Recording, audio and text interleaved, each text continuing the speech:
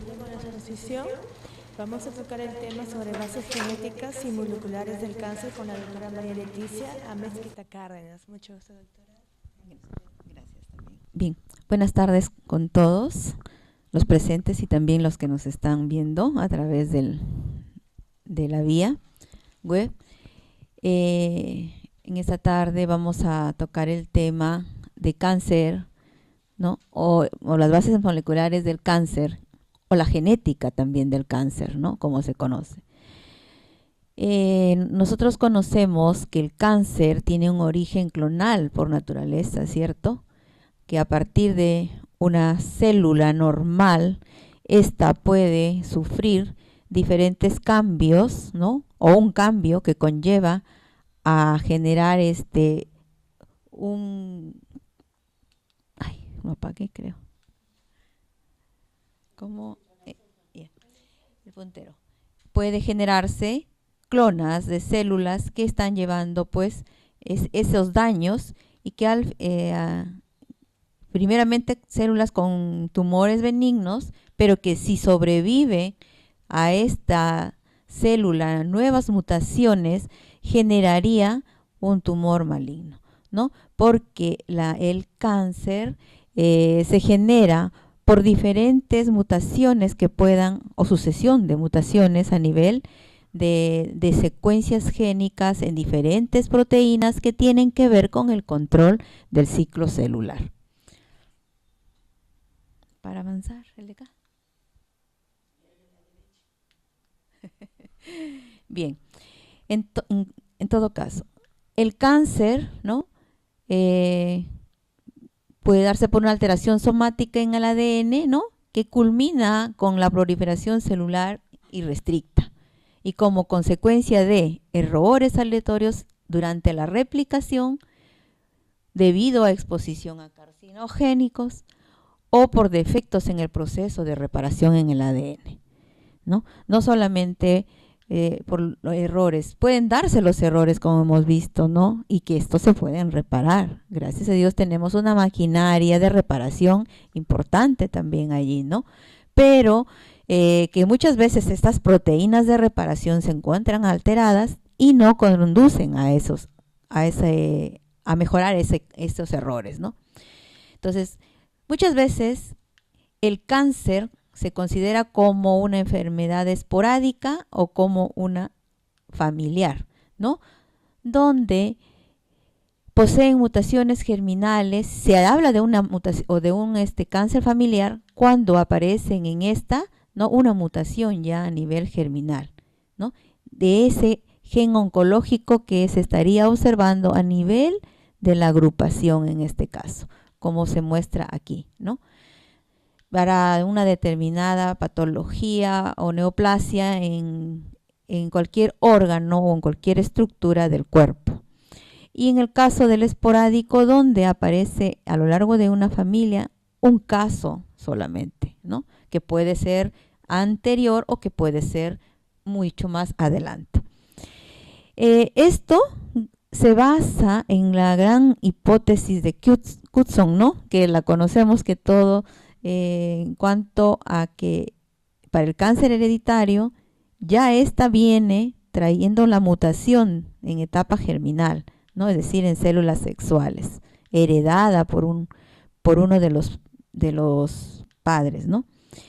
Y que en el individuo que tuvo o que heredó esta mutación, debe ocurrir una nueva mutación a nivel de sus células somáticas para que el gen, ¿no?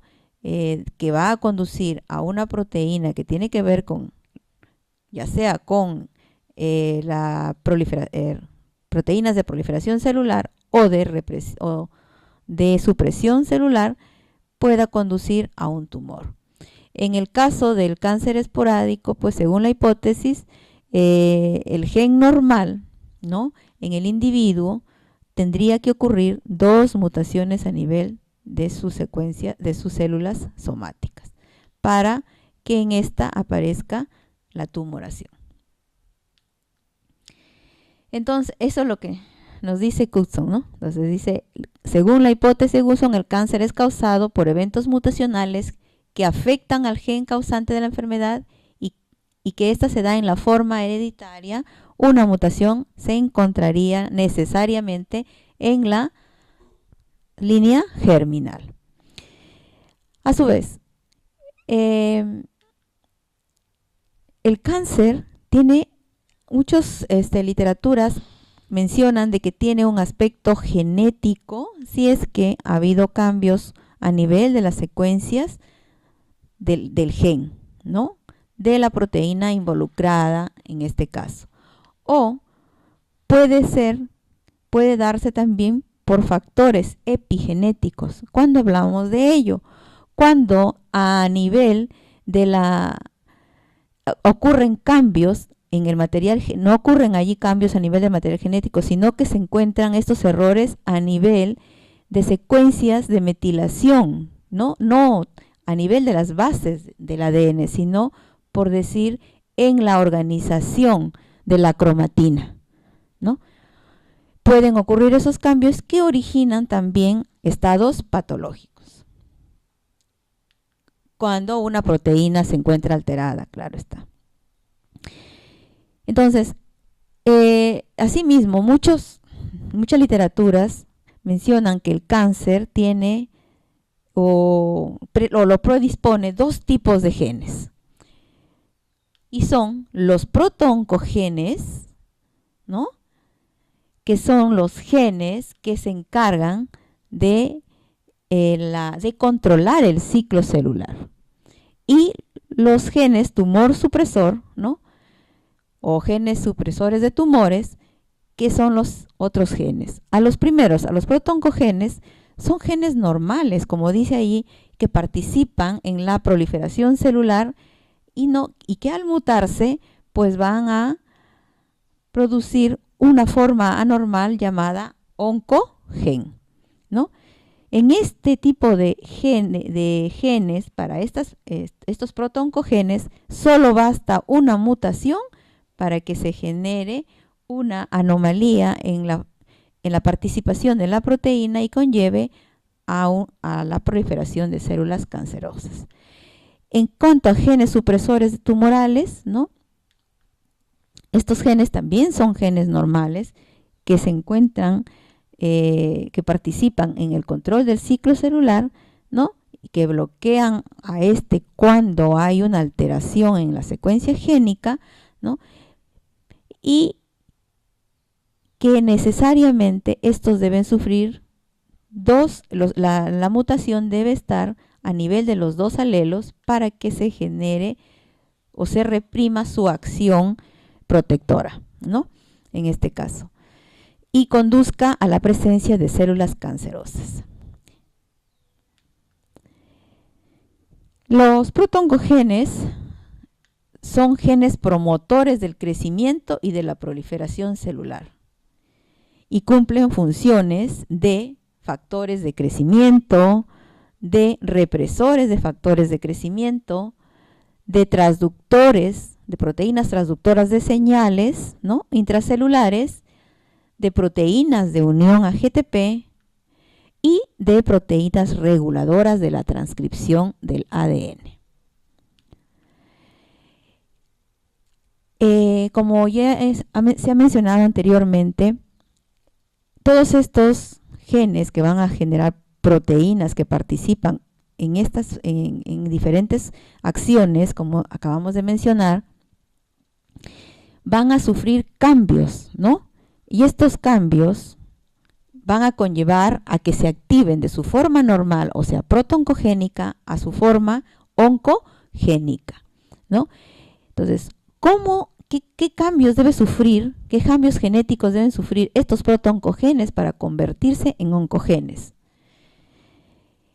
Bien, pueden sufrir translocaciones, ¿no? Translocaciones, secuencias, como ya se ha mencionado también, secuencias de ruptura y en dos cromosomas que van a conllevar a que se dé, por ese traslado del gen a un nuevo locus, vayan a generar controles sobre otros genes que conducen a exceso en la producción de una proteína estimulante en el crecimiento normal de las células.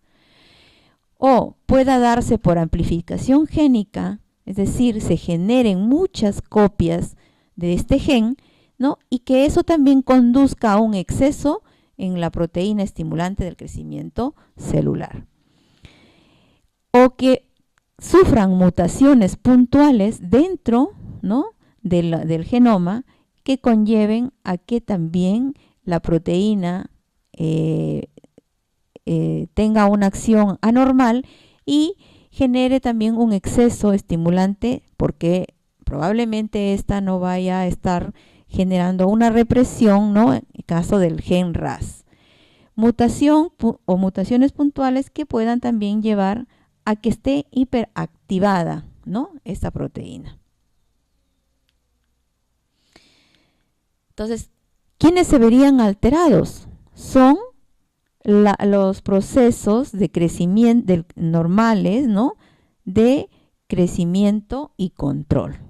Esos se verían alterados, porque ya vimos que son factores de crecimiento los que estarían alterados, los receptores o proteínas que tienen que ver con la señalización. Y ellos se encontrarían, pues, entonces alterados, sufriendo todos estos procesos. Ahí tenemos unos ejemplos de genes, ¿no?, que sufren translocación o que sufren mutaciones puntuales, amplificaciones, o pueden también sufrir inserciones o deleciones.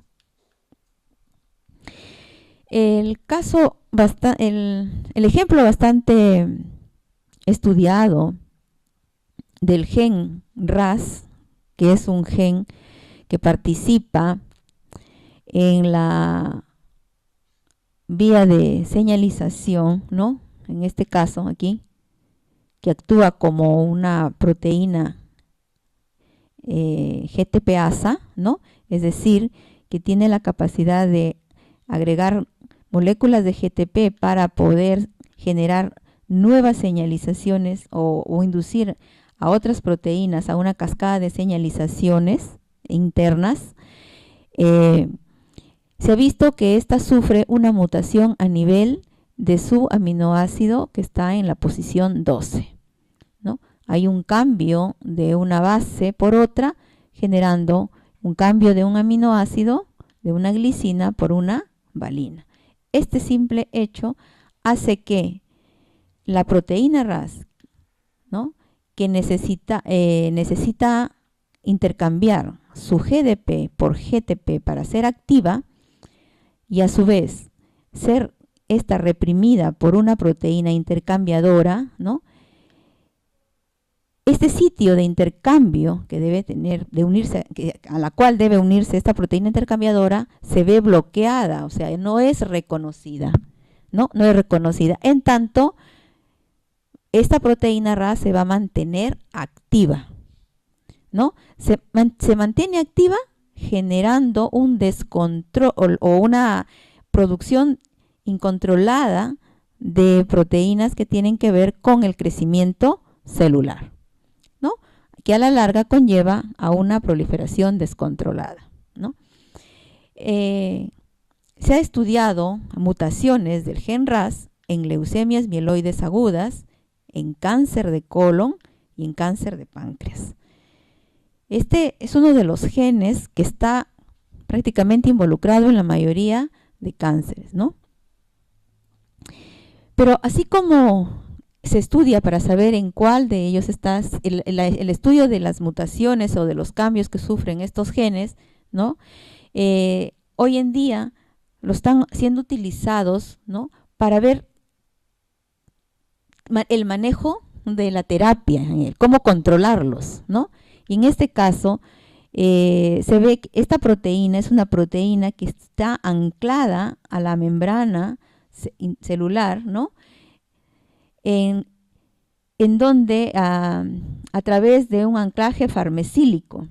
Entonces, a este nivel es que se le bloquea con fármacos para de ese modo inhibir, ¿no?, su acción. Entonces, conociendo qué proteína está o alterada en un determinado cáncer, se puede dar un mejor tratamiento. El otro mecanismo de alteración de los genes o de los protoncogenes, en este caso, son el efecto de posición o translocación de genes, ¿no? Con la consecuente formación o fusión de genes, ¿no? Fusión de genes formando un gen quimérico. Caso de la translocación del gen ABL, que está en el cromosoma 9, con el gen BCR del cromosoma 22, ¿no? Formándose así un cromosoma diminuto conocido como cromosoma Filadelfia, en el cual los genes BCL, R y ABL se encuentran juntos, ¿no? Y que actúan como un producto o generan un producto tirosino quinasa, ¿no? Activado. Este es un tipo de anomalía que ha sido encontrada no hace mucho tiempo en los leucemias linfocíticas agudas, ¿no? Y que se encuentran presentes en los adultos más o menos en un 40% y en los niños en un 5%, ¿no? Y a nivel de las leucemias mieloides crónicas en un 95%. Igual, ¿no? Conocer qué genes están involucrados en este caso, ¿no? BCR, ABL, también es con la finalidad de darle, pues, una terapia adecuada al paciente. Hoy en día se está utilizando, ¿no? Para el caso de mutaciones en estos genes, el nilotinib o el sasatinib, ¿no? También a estas mutaciones a nivel de estos genes, ¿no? Se hacen también con secuenciación de bases o secuenciación de ADN, ¿no? Para ver sus cambios a nivel de sus secuencias génicas. Otra mutación por translocación y cercanía a un activador potente está dada o descrita para el gen CEMYC, ¿no? El cual también se encuentra, pues, alterado, en este caso, el gen CEMYC se encuentra en el cromosoma 8, que al ser translocado al cromosoma 14 en la cercanía del promotor del gen de la cadena pesada de la inmunoglobulina, ¿no? Va a generar una proteína que va a dar lugar a la expresión exagerada de factores de crecimiento celular, ¿no? Y esta translocación ha sido estudiada a nivel de linfoma de Burkitt.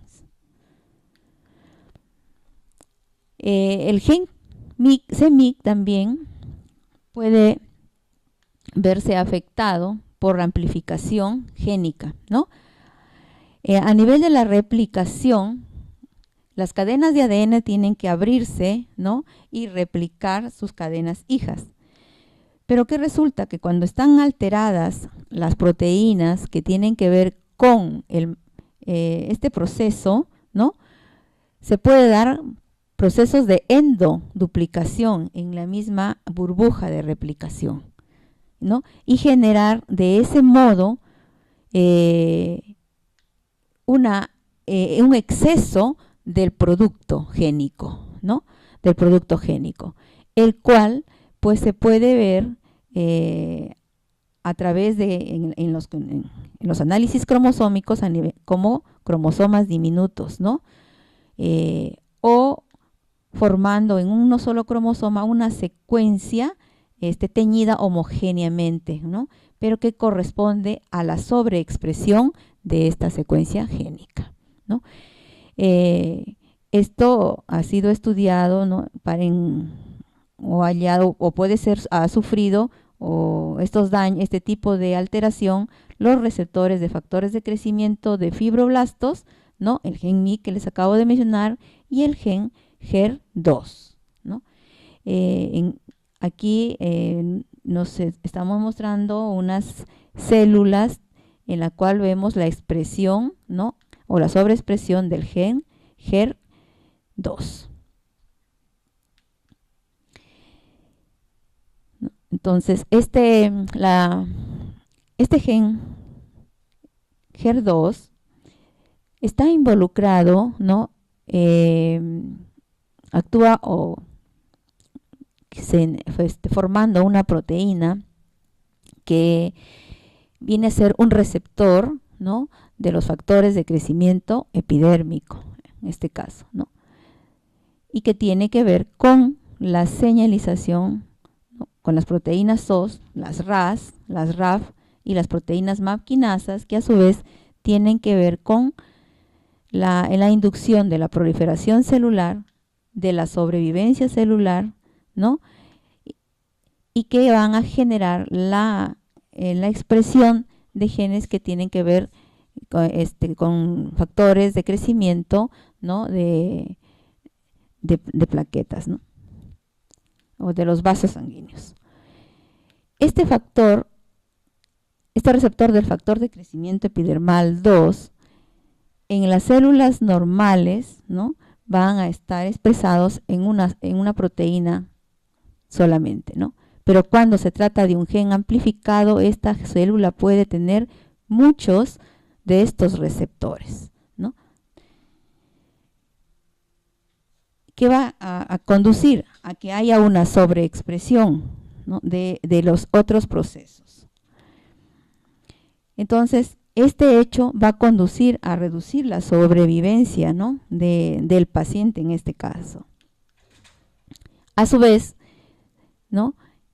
Si conocemos cuál es el daño o cuál de los genes están alterados, pues se puede dar una terapia génica, ¿no? Una terapia farmacológica diana para bloquear, en este caso, ¿no?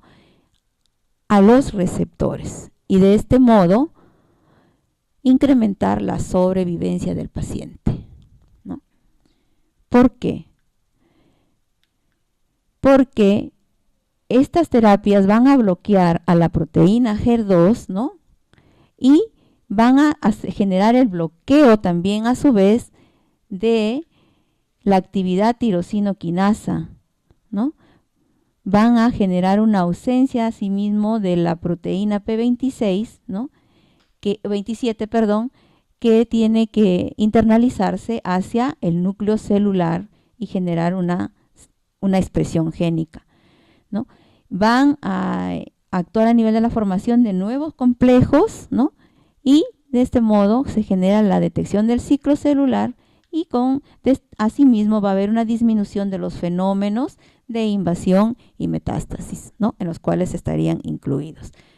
Entonces, bloqueando a la sobreexpresión de este gen, pues va a haber una mejor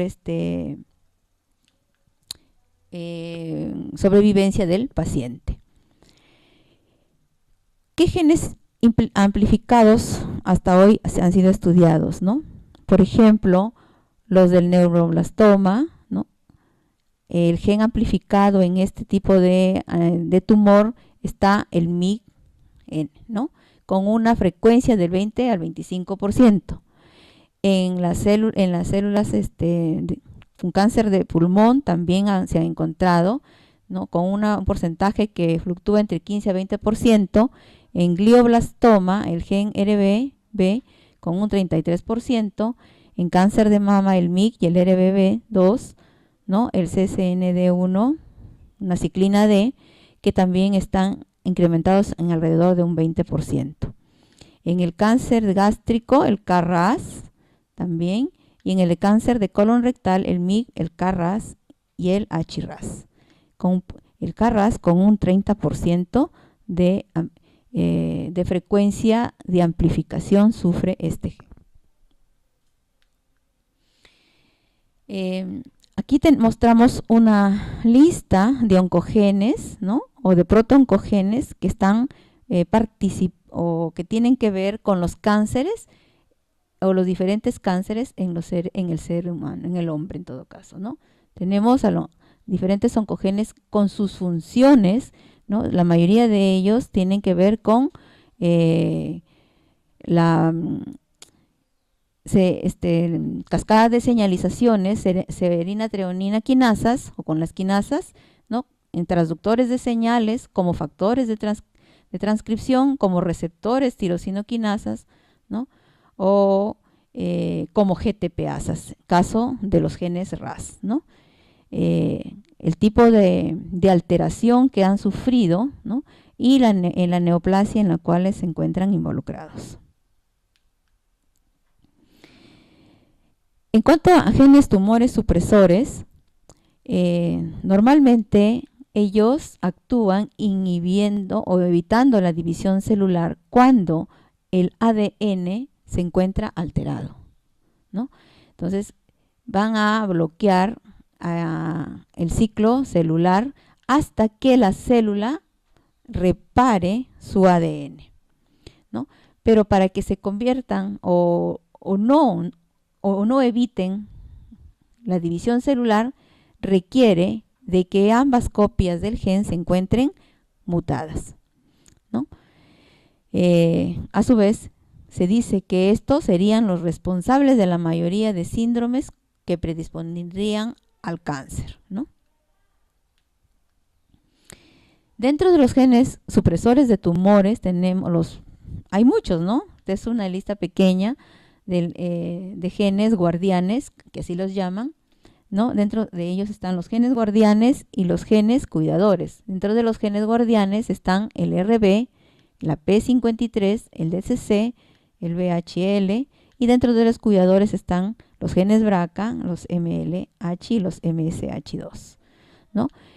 El gen RB, por ejemplo, actúa regulando el ciclo celular junto con la P53, ¿no? En este caso, para cuando se detecta un daño a nivel del ADN, ¿no?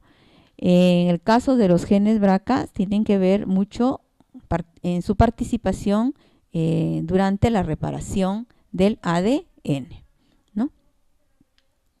La mutación que sufra estos genes BRCA van a conllevar a la presentación de cáncer mamario y ovárico, ¿no? Tanto a nivel de cánceres familiares como a nivel de cánceres esporádicos. Los mecanismos de acción o de activación por los cuales los genes tumor supresor se activan de su forma normal a anormal, ¿no? Ya hemos dicho que para que se activen a esto deben de traer ya una mutación, tiene que haber ocurrido una mutación previa, o sea, ¿no? Para que luego pueda generarse un cambio en ellas.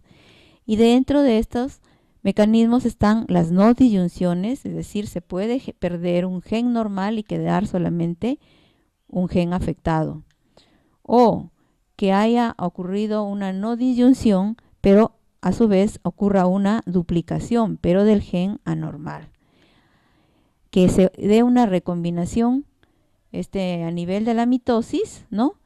Y se presenten los dos genes anómalos.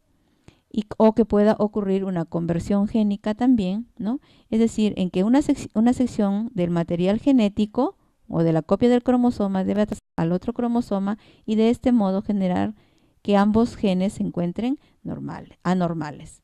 O por una pérdida a nivel de la secuencia génica, ¿no? O a su vez pueden sufrir mutaciones. Un gen normal sufre una mutación y se convierte ahora en un gen mutado, en la cual se convertiría ya en la secuencia génica ya estaría alterada. Otro mecanismo es la pérdida de todo ello, ¿no? Conduce a la pérdida de la heterocigosidad, que en este ejemplo se puede visualizar mejor, que se puede dar por segregación errónea, ¿no? Donde tenemos un alelo normal, un alelo mutante, se puede dar la duplicación de las cromátidas, ¿no? De los genes normales y los genes mutantes en una siguiente distribución, o segregación, va a ocurrir una mala segregación, en la cual las cromátidas deberían separarse, ¿no? Cada quien a una célula, tanto las azules como las amarillas, pero en este caso todo el cromosoma en amarillo pasa a una célula y una cromátida del cromosoma azul. Y en una segunda, en otra división, ¿no?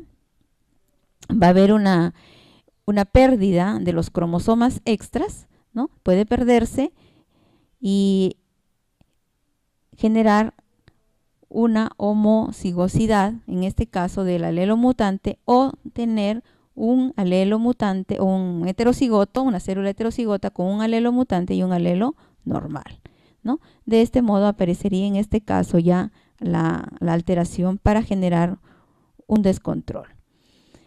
O puede ocurrir una recombinación mitótica, como es el caso, ¿no? Donde los dos cromosomas pueden intercambiarse secuencias de sus cromátidas donde involucren a la secuencia génica y conllevar a una homocigosis para un gen normal y a una homocigosis para un gen alterado, conllevando así a disminuir su actividad supresora. Bien. En cuanto a la mutación del gen BRCA, ¿no? Estamos viendo aquí en esta genealogía, ¿no? Que existen varios tipos de cáncer en la familia, ¿no? Los de círculo rojo, hay individuos afectados con cáncer, ¿no? Pueden ser de ovario, de mama, ¿no? De cáncer de mama bilateral o cáncer de mama completo, ¿no? Y cáncer de próstata, a su vez. Y en azules, todos los individuos sanos. Y aquellos individuos sanos que también son portadores de alguna mutación germinal para este tipo de cáncer. Y ellos son los que van a conllevar a que aparezca en la familia o en su descendencia, ¿no? Los diferentes tipos de cáncer involucrados por este tipo de gen BRCA1, que está dado para el cáncer de ovario o cáncer de mama en el caso de las mujeres, ¿no? Si se conoce, si se observa, ¿no? cuáles son estas características comunes en la mayoría de cánceres en esta familia, ¿no? Y vemos que acá hay un número elevado de personas afectadas, ¿no? En cuanto, teniendo en cuenta la edad de aparición de los tumores, ¿no? Tanto edades tempranas, por ejemplo aquí 35, 32 años, 39, ¿no? Y en este caso, si tenemos en cuenta, podemos tener una edad promedio en el diagnóstico de la aparición del tumor en una población general, ¿no? Y esto, pues, también ayudaría un poco al hecho de que se podría tomar ciertas provisiones, en este caso, para dar un tratamiento al paciente o darle terapias más adecuadas, ¿no? En cuanto a cáncer de colon rectal, sabemos que el gen que inicia la predisposición a este cáncer es el APC. Este es el gen involucrado y que sufre un sinnúmero de mutaciones a lo largo de ¿no? Mire, mutaciones a nivel de varias secuencias de a lo largo del gen y que conllevan, pues, a la presentación de la agresividad de Entonces, la susceptibilidad genética para cáncer de colon rectal se inicia, ¿no? Con una mutación a nivel del gen supresor APC, ¿no? Del gen supresor APC. A su vez, hay involucramiento de otros genes, como son los genes de las beta-cateninas, del gen de la P53, ¿no? Y del gen KRAS, que van a generar cambios a nivel de las paredes del colon, ¿no? Conduciendo así a mayores agresividades. Por ejemplo, aquí tenemos la pared del colon normal. Si ha habido una pérdida o si ocurriera una pérdida, ¿no? o un cambio de la acción del gen tumor supresor APC, ¿no? Va a producirse en él un pequeño crecimiento o pólipo benigno, ¿no? Pero si ya ocurre una activación del gen o del oncogen RAS o del protocogen RAS, va a darse ya un crecimiento mayor con un adenoma. A su vez, se pueden sumar pérdida de otros genes tumores supresores, como el caso del DCC, ¿no? Y conducirse a este adenoma. A su vez, en el adenoma puede seguir sufriendo otros cambios a nivel de la P53, lo cual conlleva ya a un carcinoma. Se pueden sumar otras mutaciones adicionales que conllevan ya a un cáncer más agresivo, ¿no? E incluso cuando ya hay pérdida de proteínas que tienen que ver con la invasividad, también van a dar lugar ya a la metástasis. Entonces, el gen APC, ¿no?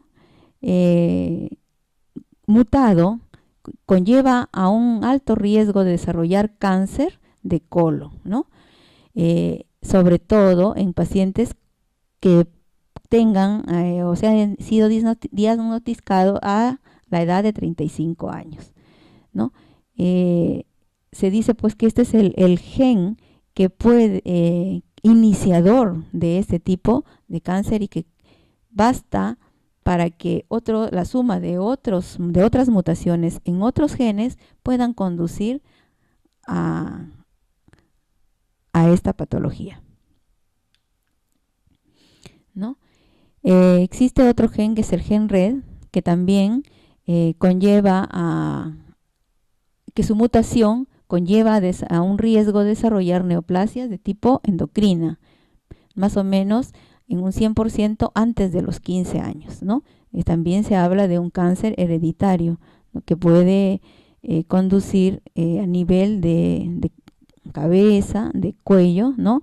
O de riñón. Está involucrado este tipo de gen cuando se encuentra mutado.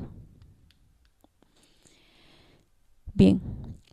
Las diferentes células cancerosas presentan características fenotípicas, ¿no?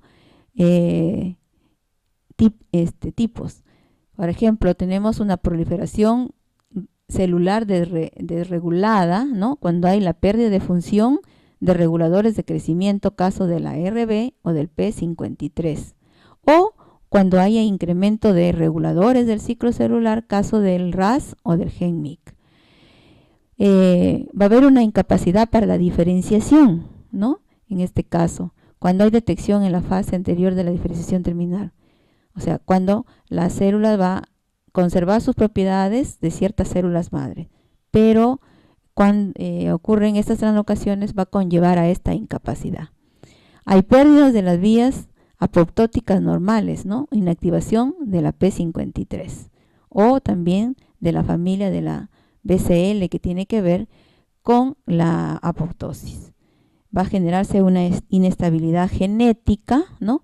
Por defectos en las vías de reparación, ¿no? Por mutaciones o por diferentes inestabilidades cromosómicas o cambios a nivel de los genes, tanto de la P53 como los genes BRCA. Pérdida de la senectud replicativa, ¿no?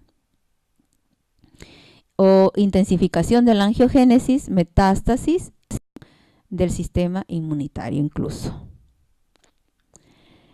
Es algo parecido allí, ¿no? Capacidades adquiridas de las células cancerosas. Vean, ustedes tienen una autosuficiencia, ¿no? La cual se ve activada por el gen RAS, genera una resistencia a estímulos antiproliferativos por la pérdida del gen RB, se produce la invasión y metástasis por la inactivación de las caderinas, ¿no? Hay inmortabilidad por la actividad de la telomerasa, puede haber angiogénesis sostenida debido a que se genera una producción de factores, ¿no?, de crecimiento de vasos, y hay una evasión de la apoptosis cuando hay una supervivencia o hay producción de factores de supervivencia en este caso, ¿no?, que van a generar que las células no entren a apoptosis. Bien. ¿Cuál es la base genética molecular de la mayoría de síndromes de cáncer familiar? También habíamos generado unas preguntas aquí, ¿no?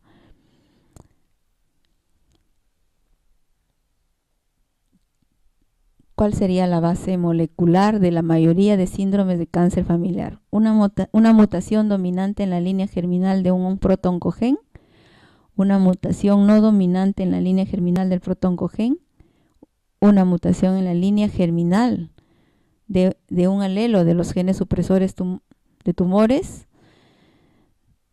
y con una inactivación somática del segundo alelo, o una mutación en la línea germinal de los dos alelos de los genes tumores supresores.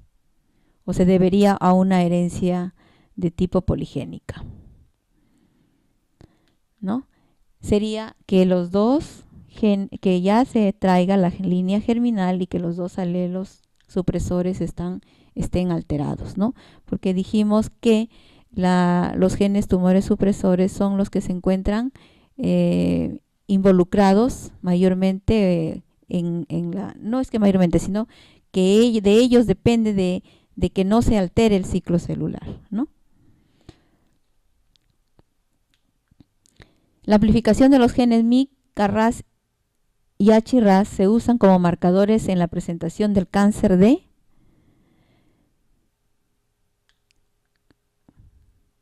parece que es de colon, ¿no? Colon rectal.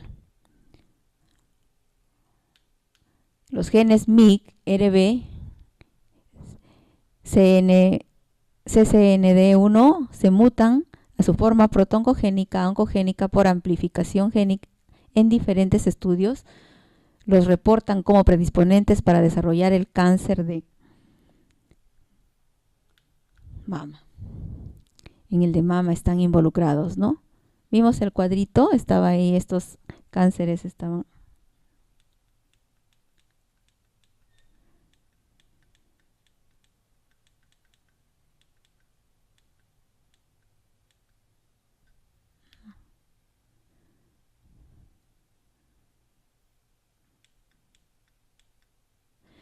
Aquí.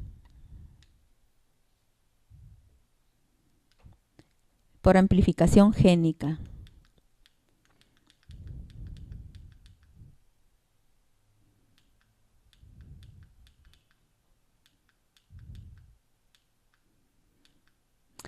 Bien. No sé si hay preguntas.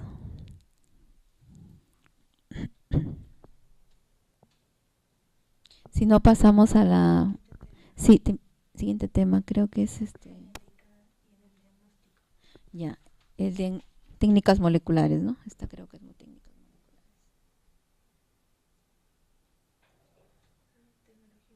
Sí.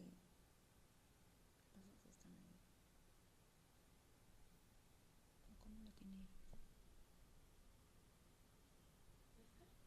Sí. ¿Es esa, no? Sí, genética de diagnóstico. Bien.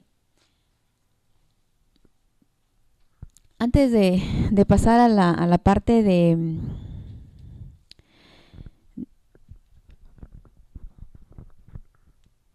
marcadores genéticos, ¿no? Se hace necesario primero conocer qué técnicas están involucradas, ¿no?, para poder entender un poquito más esta parte de marcadores genéticos. Para poder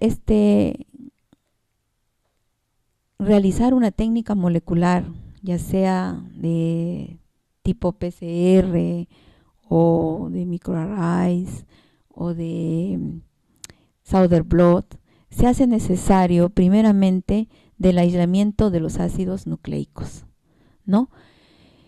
Este es el primer paso que hay que tener en cuenta para poder realizar un análisis genético, ¿no? Generando, entonces, haciendo la extracción del ADN.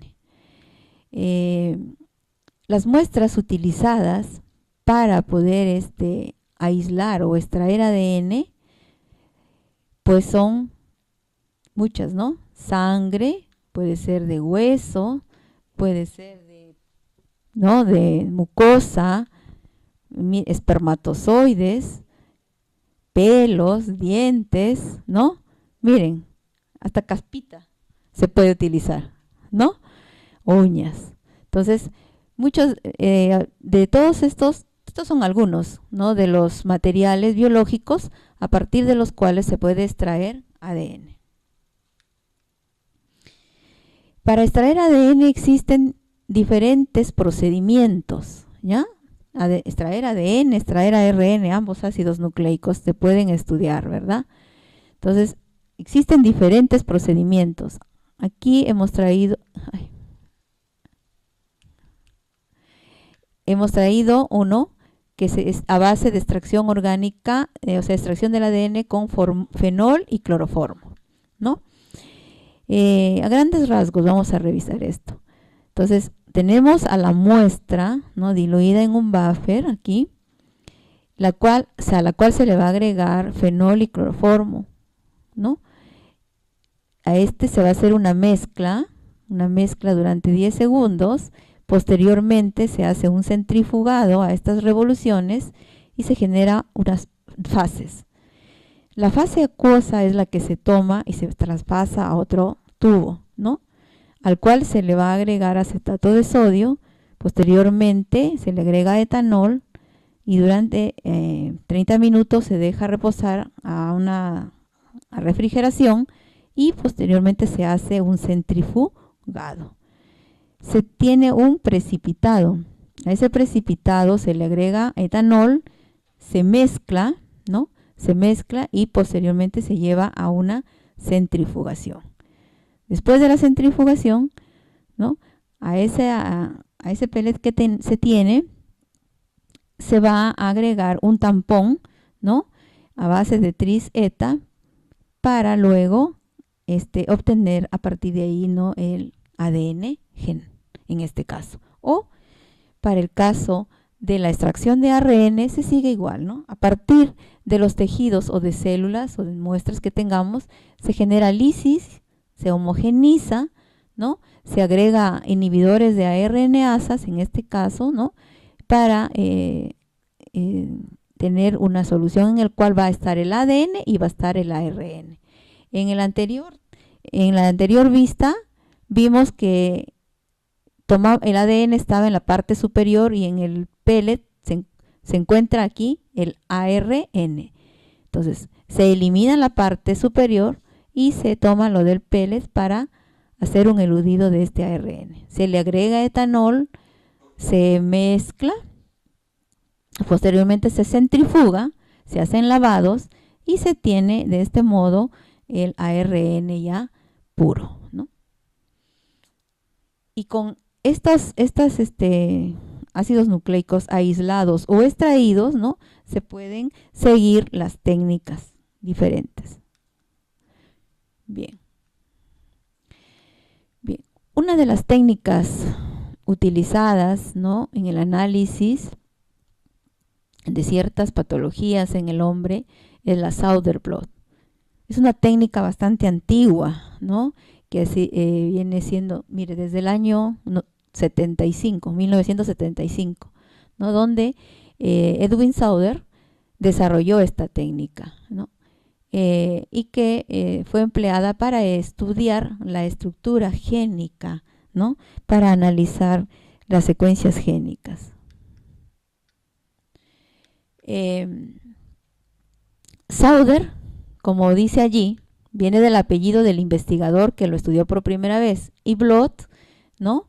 Que significa traspasar. ¿En qué se basa esta técnica? Es una técnica que nos permite identificar pues secuencias específicas de ADN, ¿no?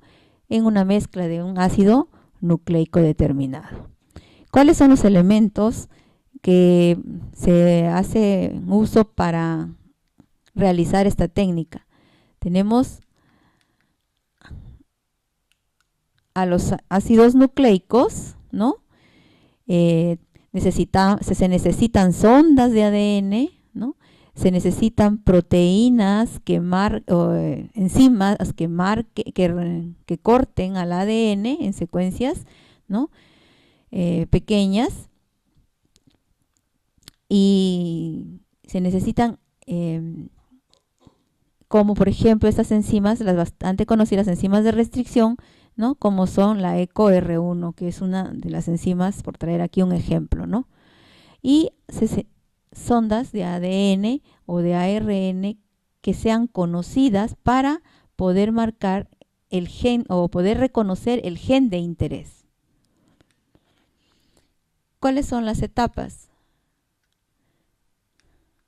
Primera etapa es la etapa de aislamiento de ADN que ya les mencionamos anteriormente.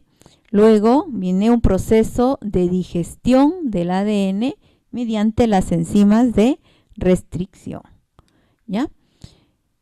Con enzimas de restricción. Entonces, tenemos aquí al ADN que se ha aislado, se le somete o se le agregan enzimas de restricción para cortarlas, ¿no? En fragmentos pequeños que posteriormente van a ser separados por un proceso de electroforesis, ¿no? Entonces, en un gel de agarosa. Entonces, a nivel del gel de agarosa, en estos pocillitos se van a colocar secuencias marcadoras y también las secuencias en estudio, ¿no?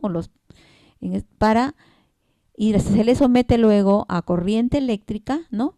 Y van a correr en un medio de agarosa y van a correr dependiendo del tamaño o del peso que éstas poseen. Van a ir desde el polo negativo hacia el positivo, ¿no? Van a migrar.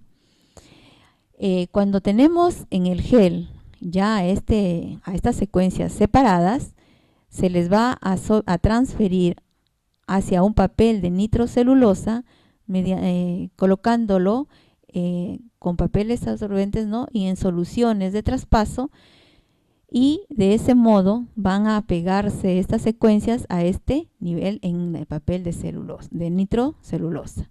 Posteriormente a ellos se les va a agregar la sonda radioactiva marcada para que reconozca la secuencia que estamos buscando, ¿no?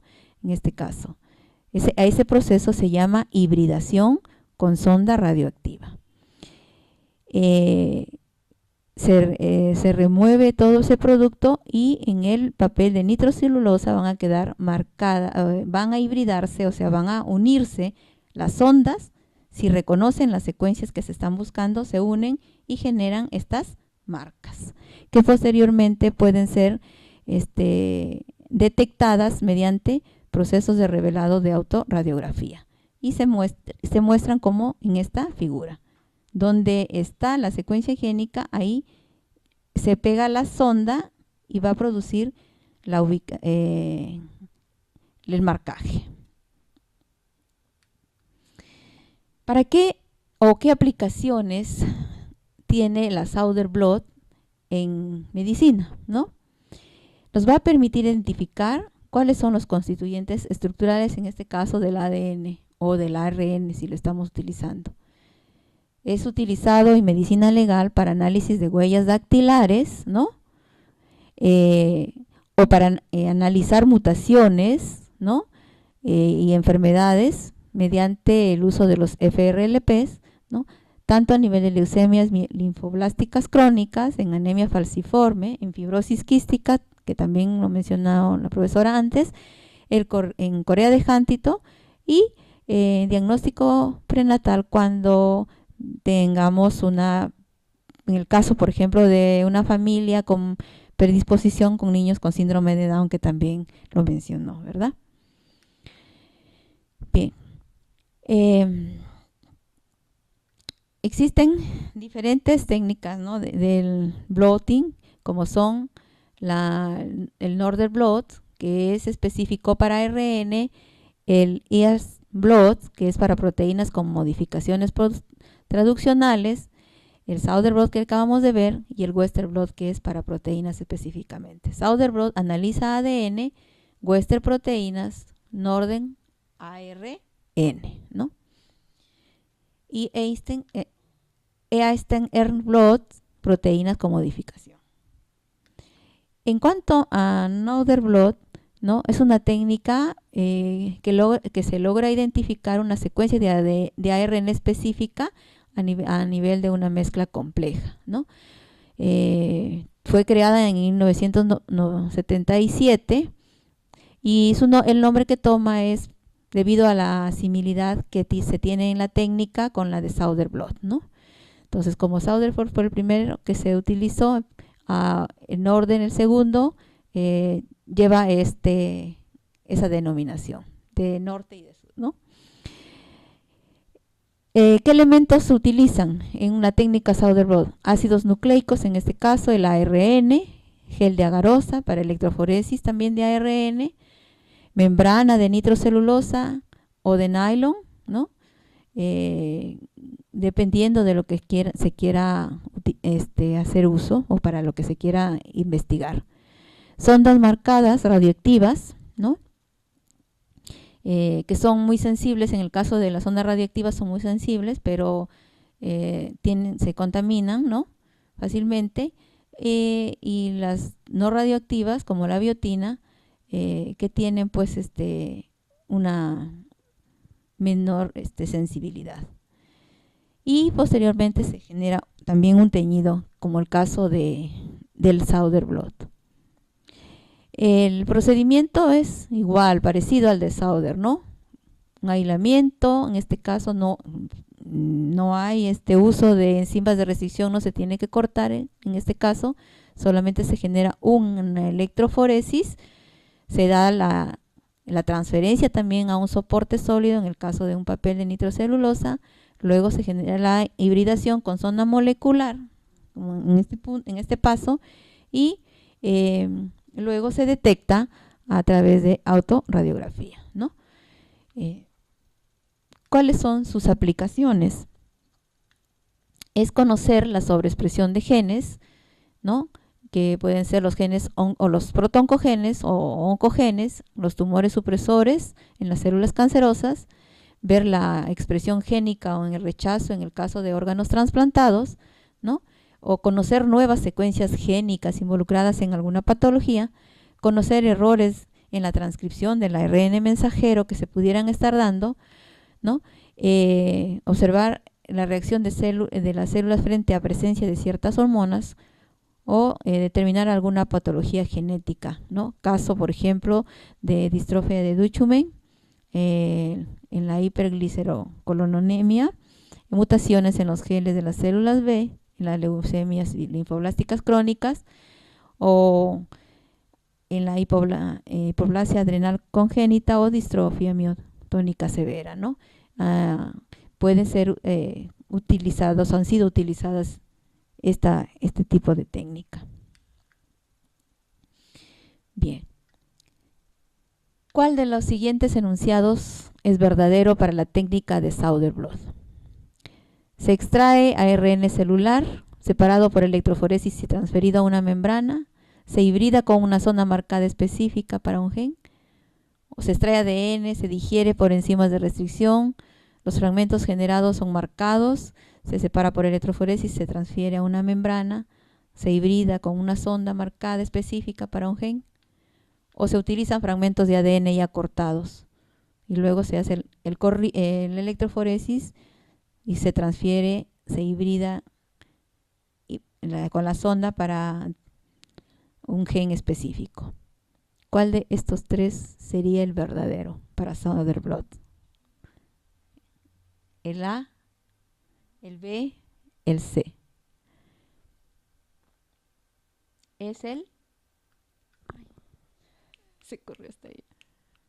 Es el C, ¿no? se utilizan fragmentos cortados con enzimas de restricción, porque eso es lo primero que se hace, ¿no? Primero se cortan, luego se hace el corrido, y luego se hace el marcaje, y posteriormente el revelado. O perdón, la transferencia del corrido, la transferencia, el marcaje, el revelado, en este caso, ¿no? ¿Cuál es el sinónimo del método denominado inmunoblotting? Southern blot, Northern blot, Western blot o Eastern blot.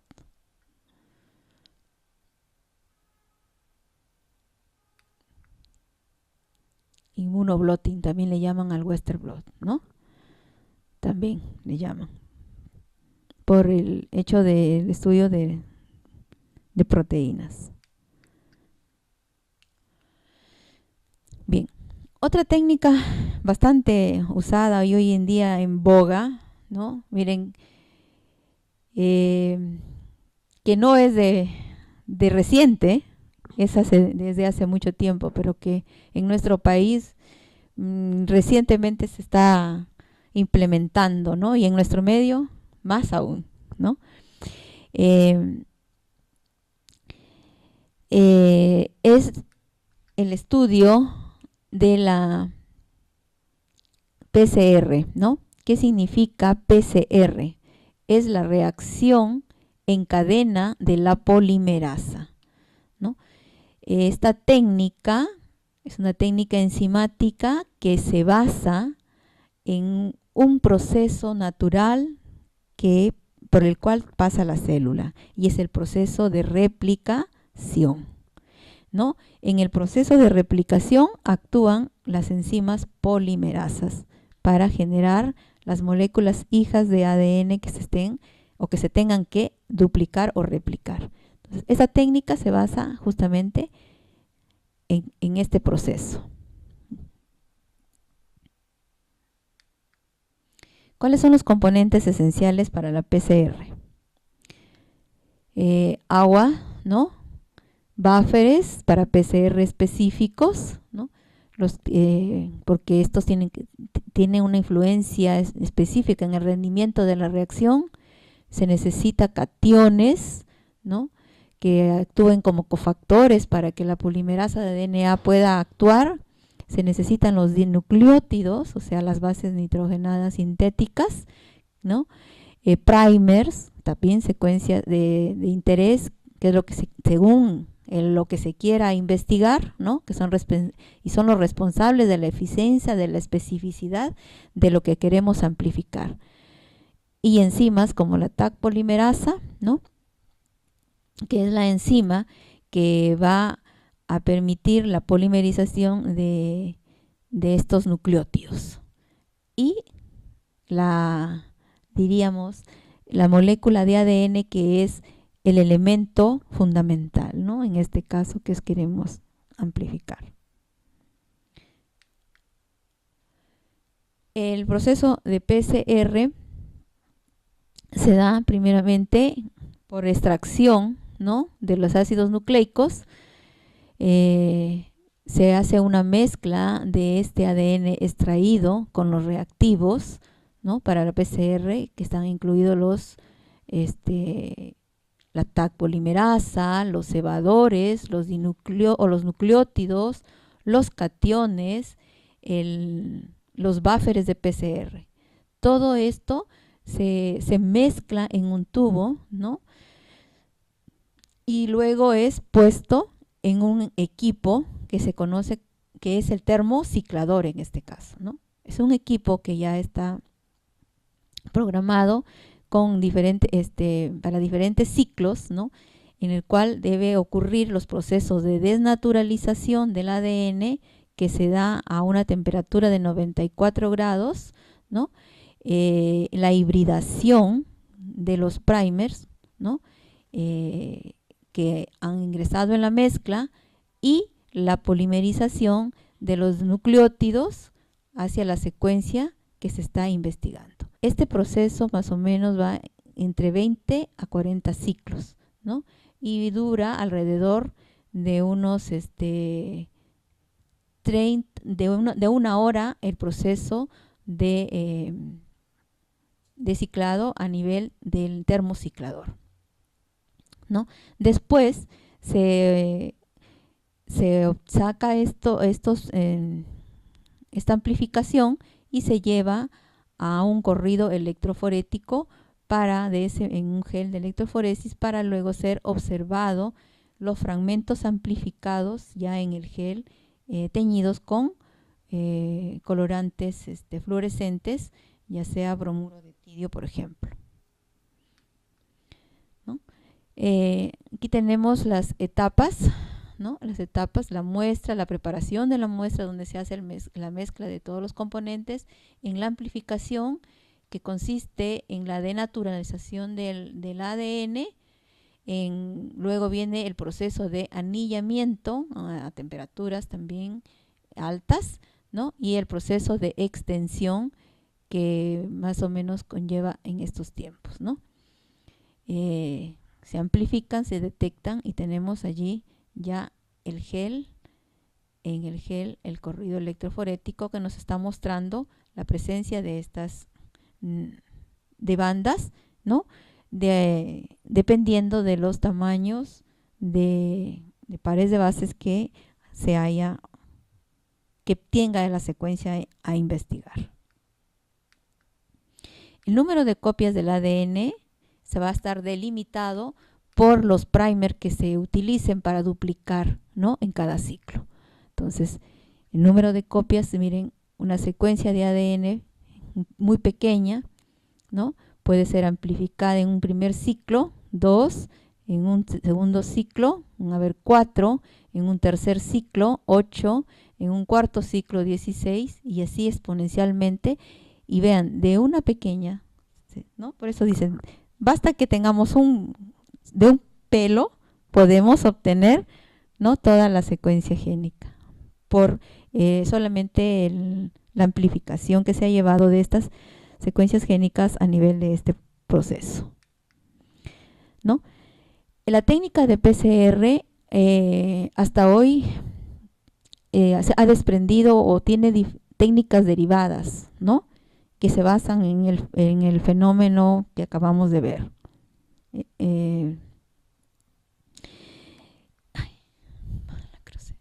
Tenemos así la PCR-RT, ¿no? Que va a detectar a ARN mensajero.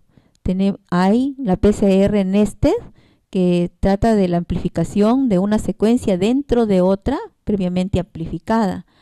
Hay una PCR múltiplex, donde en un mismo tubito pueden investigarse diferentes secuencias de ADN, ¿no? Varias dianas en este caso, ¿no? O la PCR in situ, donde se detectan en el mismo tejido, ¿no? La ubicación del fragmento de ADN a investigar. La técnica de PCR-FLP, donde se van a investigar los polimorfismos genéticos, ¿no? Y la PCR a tiempo real, que es la última, que es más automatizada podemos obtener resultados en el preciso momento en el que se está realizando la técnica, ¿no?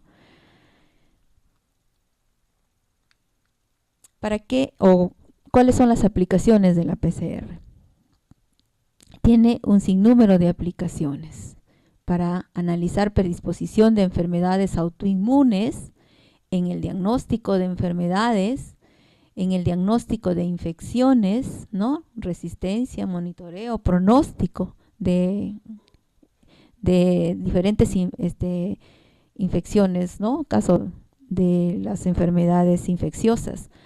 En la expresión génica, en medicina forense, para ver estados filogenéticos, ¿no? En el caso de biomédicas, en medicina legal, ¿no? Para analizar productos biomédicos y en terapia génica, ¿no? Para identificar nuevos genes y en oncología. Tiene una gama de aplicaciones. Un ejemplo aquí de la detección del VPH en pacientes con diagnóstico citológico sugestivo de infección mediante la PCR múltiplex, ¿no? Aquí hicieron una tipificación mediante PCR múltiplex para papiloma virus, ¿no? Para tipificar los tipos de VPH de bajo riesgo y de alto riesgo oncogénico en pacientes, en un pool de pacientes, ¿no? En este caso aquí hay 6 pacientes, ¿ya?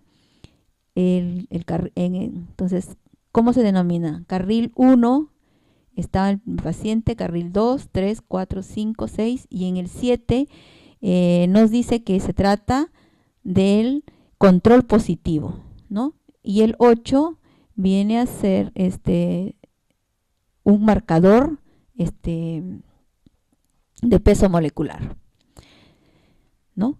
Que en este tipo me olvidé de comentar, en este tipo de técnica siempre se tiene que utilizar un marcador de peso molecular para poderse guiar en cuanto a la identificación del gen que se está analizando.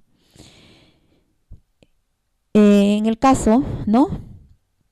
Se quiere ver la tipificación viral por PCR múltiplex de muestras de pacientes que van de la 1 a la 6, ¿no? Que son positivos para VPH, ¿sí? Aquí podemos ver lo que nos dice que los tipos de VPH de bajo riesgo son los tipos 6 y el tipo 11. Y los tipos de VPH de alto riesgo son los 16, 18 y 33. Entonces, han tipificado para estos tipos, ¿no?, de alto y de bajo riesgo en que el ADN de este virus, ¿no?, de este tipo de virus, oscila entre 144, ¿no?, a 601 pares de bases, ¿no? Los de bajo riesgo se encuentran tipificados entre 144 y 263 pares de bases. Y los de alto riesgo, los que sobrepasan a 360 pares de bases, ¿no? En este caso. Si vemos aquí, la muestra fue puesta aquí, el corrido va de acuerdo al tamaño, ¿no? En este caso. ¿Qué vemos acá? Para el paciente 1, ¿a qué nivel del marcador se encuentra? Está a nivel del 263 pares de bases, ¿no? Quiere decir que en el carril 1, este paciente está infectado con el tipo de VPH de bajo riesgo, ¿no? De bajo riesgo. El 2 también. En el 3, ¿qué vemos? 2 marcas, ¿no? Una a nivel de 263 y una a nivel de más o menos 413, ¿no? El paciente 3, tiene entonces el tipo 6 y el tipo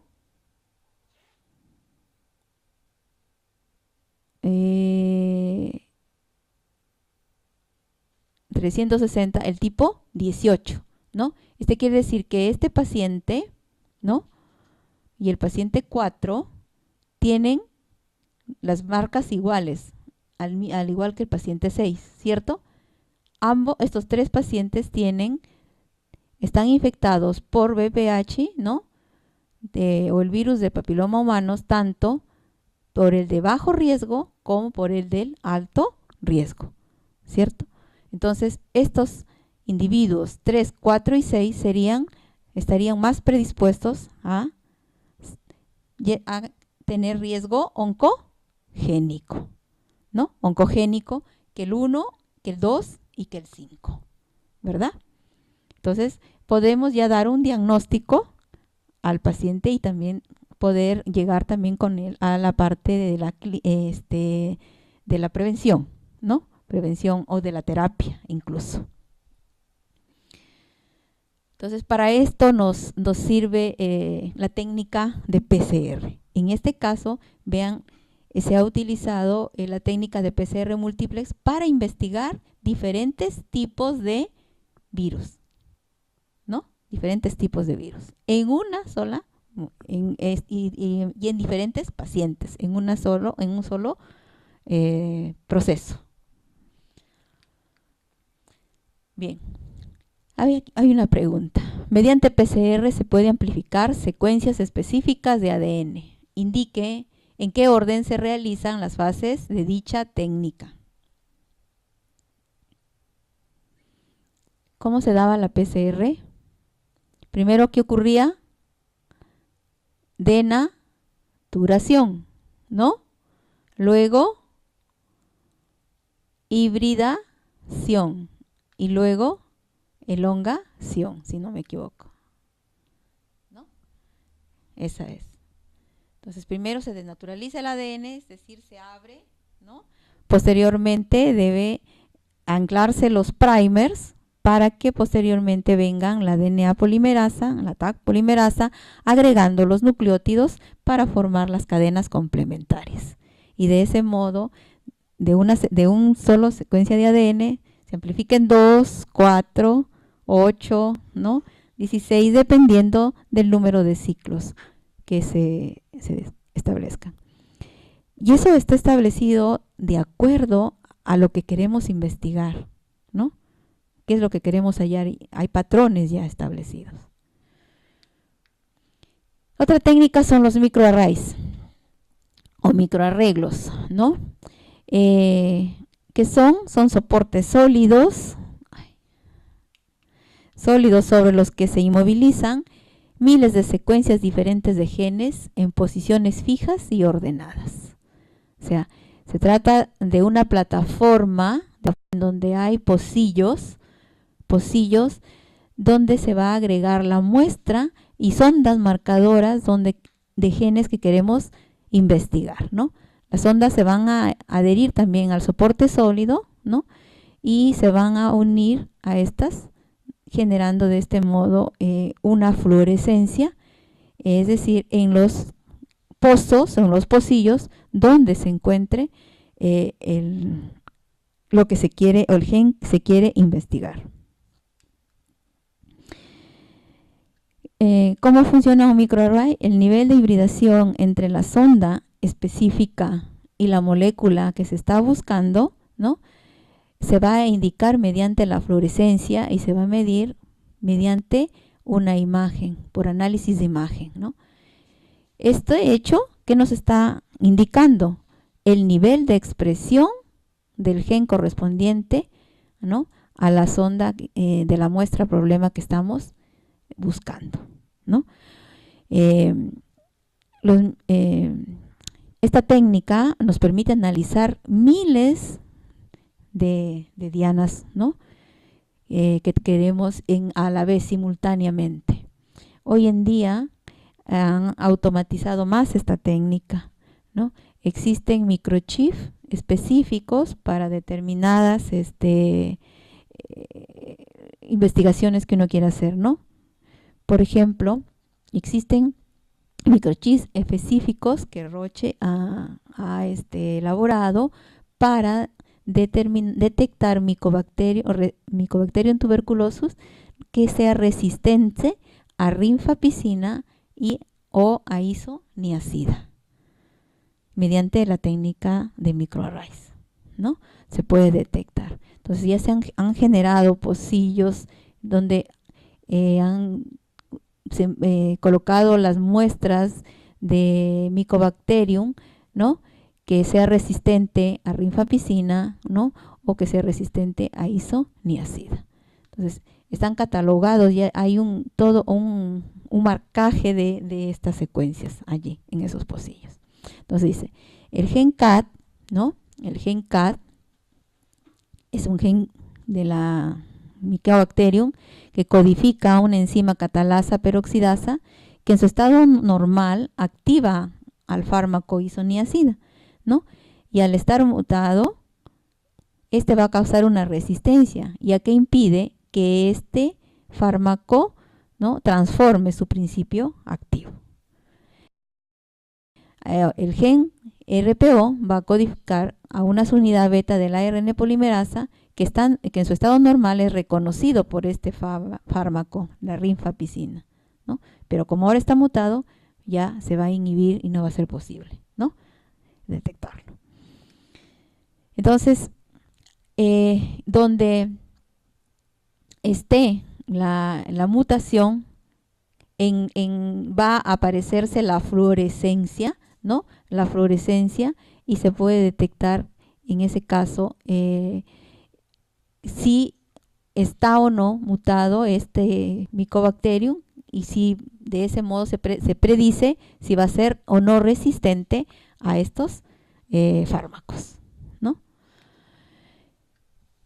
Bien, ¿cuál es la base de la técnica del microarrays?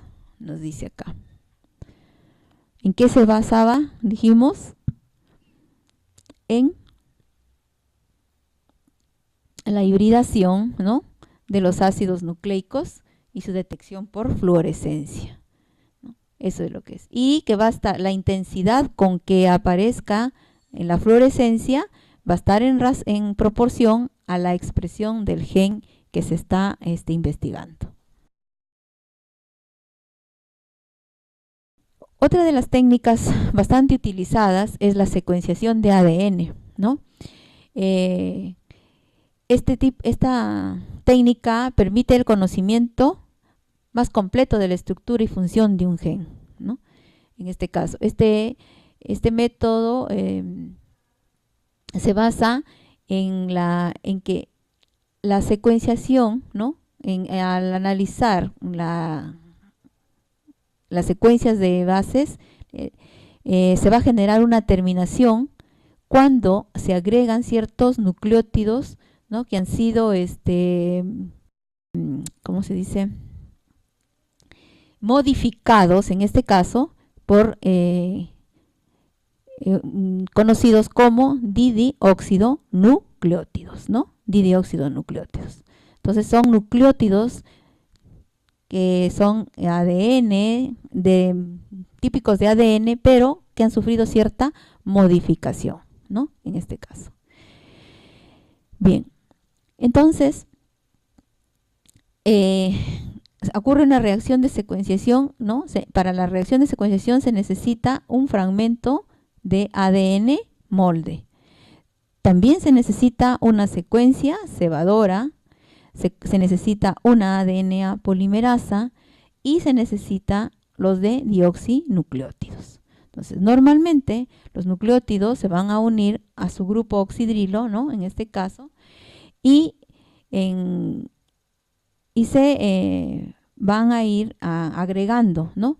Pero cuando, como ha habido esta modificación, en este caso, ¿no?, en el carbono 3 van a sufrir, ya no va a ser posible de la unión cuando se encuentran con un nucleótido de esta naturaleza. Entonces, se va a quedar truncada la amplificación o la polimerización de esta cadena, ¿no? Así, entonces al añadir ADN polimerasa se inicia la polimerización, ¿no?, en el cebador, pero esta va a cesar cuando se encuentren los dinucleótidos análogos, ¿no?, de este tipo, didioxinucleótidos. Bien, entonces tenemos un fragmento de ADN, se coloca el cebador, ¿no?, se hibrida y empieza la polimerización. La polimerasa, agregar nucleótidos, o sea, dentro del pool que se agreguen nucleótidos normales y dinucleótidos, ¿no? Entonces, donde va a haber un nucleótido análogo de esa naturaleza, se agrega y se corta. Entonces vamos a tener un fragmento de un tamaño. Por ejemplo, para este caso, se ha agregado este dinucleótido de adenina en una posición 5. Estos 3 primeros corresponden a los primers. 1, 2, 3, 4, 5. El quinto nucleótido, de allí, a partir de allí ya no va a seguir la cadena. Entonces se obtiene un fragmento de este tamaño, ¿no? Posteriormente, en otro puede agregarse, ¿no?, y sigue avanzando, y en una posición 10 aparece otro y se genera un fragmento de otro tamaño. Y así, ¿no? Dependiendo. Y obtenemos esto así, ¿no? Posiciones de 5, de 10 y de 14. Fragmentos de diferente tamaño, ¿no? Para el caso de la adenina o del ATP. Para el caso de la timina pueden ocurrirse que a este nivel de la base 3 o de la base 4 o de la 6 se haga la aparición de un nucleótido de timina dinucleótido, ¿no? Y genere estos fragmentos.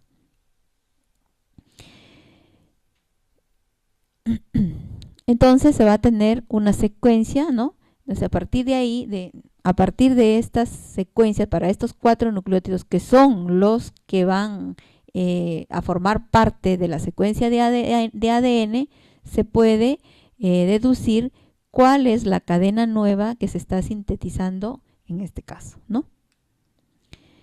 ¿Cómo se analiza?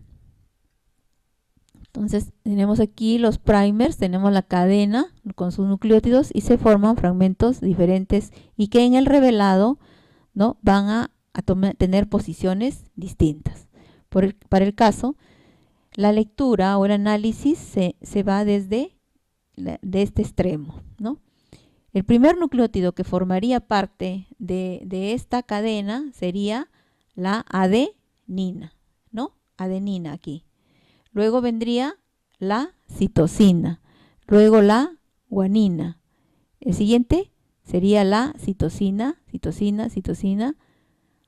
guanina, adenina, timina, y es la secuencia que está escrita en este costado. Pero la lectura se va haciendo de este modo, ¿no? Asimismo, podemos analizar esta otra, ¿no? Y ver cuál es la secuencia de la cadena nueva que se ha formado. Entonces, en el método de secuenciación de Sanger, el punto de paro de la síntesis se da como resultado de ¿qué? De la incorporación de una base modificada por reactivos específicos, por eliminación de un análogo de base marcado con fluorocromo, por la incorporación de un dinucleótido en la hebra que se está sintetizando, por incorporación de un dinucleótido análogo en la hebra que se está sintetizando. ¿Cuál sería la respuesta? ¿No? Según el método de Sanger, dice que el resultado o el punto de paro, ¿no? Va a ocurrir cuando se dé la incorporación de dinucleótidos análogos a la hebra que se está sintetizando. Me pasó. ¿No? Ocurre eso. Son nucleótidos análogos los que se estarían incorporando o generarían el paro de la síntesis. Bien. Esas son algunas de las técnicas, existen otras, pero las que más utilizadas en esta, ¿no? No sé cuánto tiempo, me pasé creo el tiempo. Bien. El otro aspecto son los marcadores genéticos, ¿no? ¿Qué es un marcador genético? Es una característica, ¿no?, que se estudia para detectar las diferencias entre 2 o más individuos o entre organismos o individuos en una población incluso, ¿no? En una familia, que son que nos permiten determinar si esa característica en estudio va a ser llevada o no por esa familia o en una población incluso, ¿no? ¿Qué características debe tener un marcador genético? Un marcador genético debe tener un elevado nivel de polimorfismo, o sea, debe ser altamente variable, ¿no? Debe ser estable, o sea, no debe mutar fácilmente en los diferentes ámbitos, ¿ya? O ambientes. Debe detectar gran número de locis no ligados y tener una herencia simple. Esas son las características de un marcador genético. ¿Cuáles son los métodos de estudio para poder determinar un marcador genético? Los corridos electroforéticos, que pueden ser de enzimas o que pueden ser de ADN, las reacciones inmunológicas, por ejemplo, el caso de detección de antígeno-anticuerpo, caso de grupos sanguíneos, reacciones bioquímicas, ¿no? ¿Qué tipos de marcadores existen? Existen los marcadores enzimáticos o bioquímicos, los marcadores de ADN, dentro de estos están los RFLP, los BNTR o minisatélites y los microsatélites. También se consideran un tipo de marcador a los marcadores cromosómicos, ¿no? Ciertas estructuras de los cromosomas. Dentro de los marcadores enzimáticos o bioquímicos, ¿no? Cuando analizamos generalmente a las proteínas, a una proteína determinada, en un corrido electroforético de un grupo poblacional o de una familia, se puede analizar, ¿no? A una proteína o una enzima determinada y determinar si esta es polimórfica o es monomórfica, ¿no? Dependiendo de cómo aparezca esta, si es en la población, ¿no? O mediante reacciones inmunológicas determinar en un grupo el tipo de grupo sanguíneo, en este caso, que puede estar presente en esa familia o en una población determinada, ¿no? Casos de los grupos sanguíneos ABO, ¿no? Donde están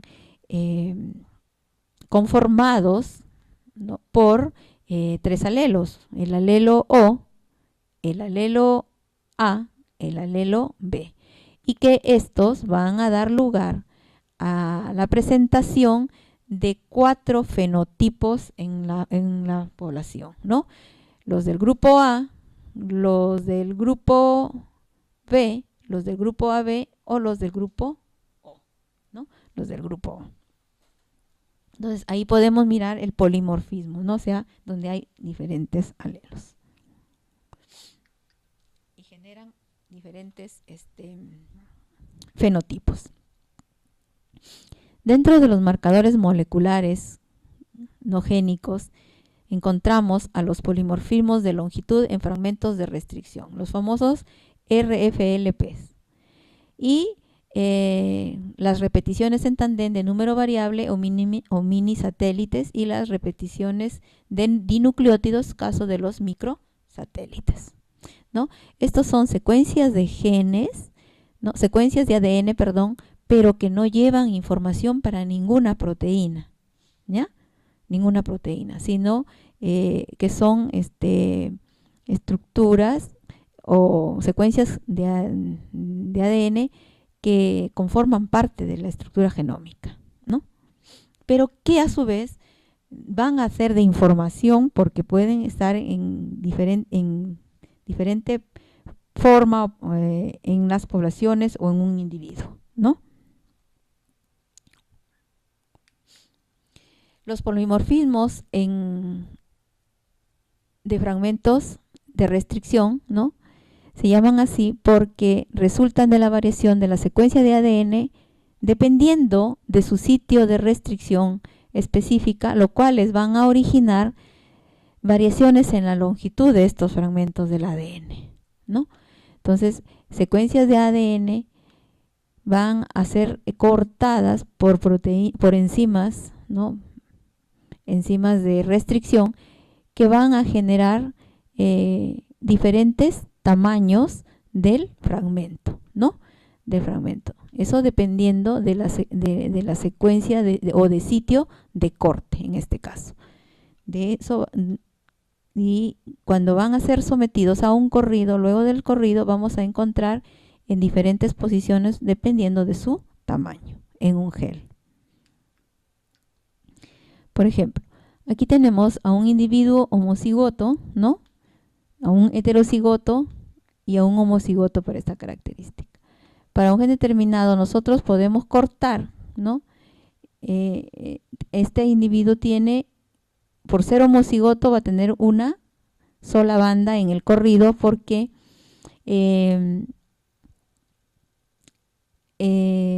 ¿no? Su condición de homocigosis le da esa característica, pero en el nivel que se encuentran va a depender del tamaño, ¿no? O del de la secuencia de bases que posee, o de pares de bases que posee. En el caso del heterocigoto, ¿no? Se va a presentar, ¿no? En el individuo, en su corrido, dos bandas. Una que corresponde a la banda mayor, por decirle así, que da hacia arriba, y una menor que está hacia abajo, ¿no? Y un homocigoto, que también en este caso, pero que es de tipo recesivo, va a dar lugar a una banda con un corrido de pares de bases menor en este caso, ¿no? Entonces, en el individuo heterocigoto se ve entonces que tiene una banda más superior y una banda más inferior, ¿no? En el homocigoto recesivo, una banda inferior en este caso. En cuanto a mini satélites, ¿no? O BNRT, que son las repeticiones en tándem de número variable, que son las secuencias muy polimórficas, ¿no? Son secuencias cortas de ADN que van entre 9 a 64 pares de bases repetidas en tándem, ¿no? Y que permiten identificar a los individuos. Son utilizados como las huellas dactilares del genoma, ¿no? Del genoma. Aquí, un ejemplo, tenemos dos individuos, ¿no? Un individuo para un BNTR de tipo A y un individuo de BNTR de tipo B, ¿no? Que les han denominado así. El tipo A tiene dos alelos, un alelo que tiene 4, ¿no? Pares de bases, por decirle así, y otro que tiene 2. En el del BNTR2 o B, tiene el primero es con 3 alelos y el segundo es alelo con 7 alelos. Y para el individuo 2 igualmente, ¿no? Para el BNTR de tipo A tiene uno de 5 alelos y uno de 2. Y para el B tiene uno de 4, o ambos son de 4 en este caso, homocigoto, ¿no? Entonces, en esta figura podemos mirar la secuencia de repeticiones para este tipo de mini satélites. En el caso del padre, ¿no? Tiene una banda repetida en este caso de 4, un alelo, y el otro tiene 6, ¿no? De allí que en un corrido tiene el número de repeticiones, una banda marcada en 4 y otra en 6. Para el caso de la madre tiene una en 5 y una en 3. Y en su corrido aparecen a nivel de 3 y a nivel de 5. Entonces, ¿no? Vemos aquí entonces que los alelos para este caso de 6, 5, 4 y 3, de alelos variables en la descendencia, ¿no? Para el padre tiene el alelo 6 y 4 y la madre tenía el 5 y 3, ¿no? 5 y 3. Los hijos, ¿qué heredan? Van a heredar las combinaciones de los alelos del mini satélite, uno que será del padre y otro que será de la madre. Para el caso del chico de la primera, el uno de la segunda generación, tenemos que el 6, el alelo 6 con el alelo 5 presenta este. Entonces, ¿el 6 de quién lo pudo heredar? Solamente del padre, ¿cierto? Y el 5 de la madre. Y así, si vamos haciendo el análisis. Y podemos determinar qué tipo de alelos para este marcador están heredando los hijos a partir de los alelos paternos, ¿no? Todo se basa en la genética clásica, ¿no? En cuanto a microsatélites, también es uno de los marcadores muy polimórficos, ¿no? Tienen unidades repetidas que van de 2 a 4, ¿no? Repeticiones. Raro que aparecen en secuencias codificantes, pero siempre hay algunas excepciones, como son los trinucleótidos para el caso del síndrome del X frágil, o para el caso de distrofia miotónica o el de Corea de Huntington, que son los trinucleótidos que se repiten altamente, que vendrían a ser por expansión de nucleótidos en este caso, y que conducirían a ciertas patologías, ¿no? Bien, otro ejemplo También tenemos al de los polimorfismos de un solo nucleótido, en la que hay un cambio nada más a nivel de uno de estos nucleótidos, ¿no? Para el caso de los microsatélites, tenemos acá las repeticiones de 2 pares de nucleótidos o de 3 pares de nucleótidos. Y muy poco frecuente el de más pares de nucleótidos. Vamos a recordar un poquito. ¿Cuál es la relación parental entre un hombre y un niño? Y el niño, que puede ser mejor determinado para la técnica comúnmente conocida como huella de ADN, de las cuales cuáles de las secuencias serían analizadas más convenientemente para una huella de ADN. Los locis de histocompatibilidad, aquí sería cuáles, ya está mal allí. Centros de Meres, microsatélites o repeticiones en tándem, sitios de enzimas de restricción o secuencias de una sola copia. ¿Sí captaron cuál de los 3 tipos de marcadores de ADN era que servían como huellas dactilares? Eran los microsatélites, ¿no? Los microsatélites. Eran las famosas huellas dactilares.